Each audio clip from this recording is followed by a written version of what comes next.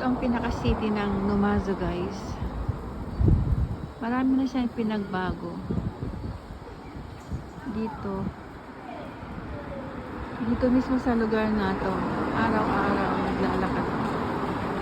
Pauwi sa Tarapato. Ayan.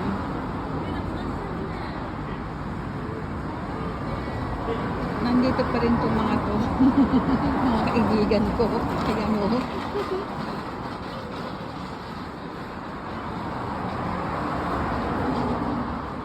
Andito pa rin yung Shizuoka Bank. Hindi naglipat.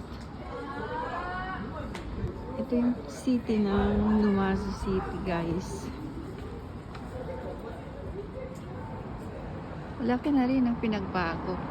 Hindi natin makikita ang ano ngayon, guys, Mount Fuji. Kasi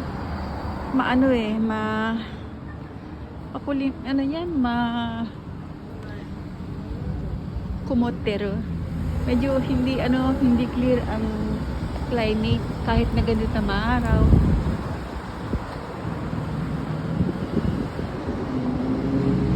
Lalakad-lakad tayo, guys. Dito sa gitna ng city. Na-miss ko lang tong lugar na to. Yan. 35 years ago. Nandito ako. 35 years ago. O 35 years ago.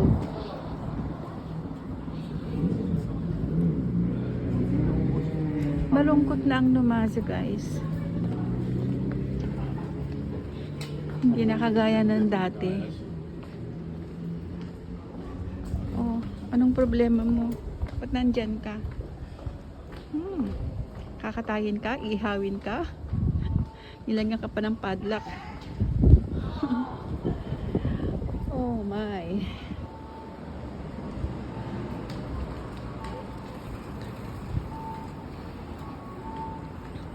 Malungkot na talaga ang Numazu. Bago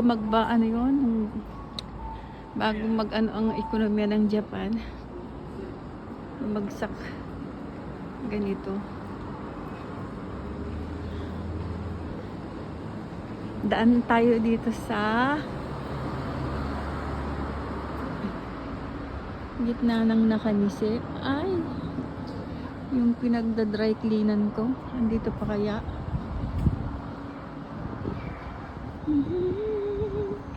Ito yung mga iskinitang daan dito. Ay, wala na yung pinagda-dry cleanan ng damit. Matagal na kasing panahon yun eh. Ilang dekada? 3 mahigit na dekada.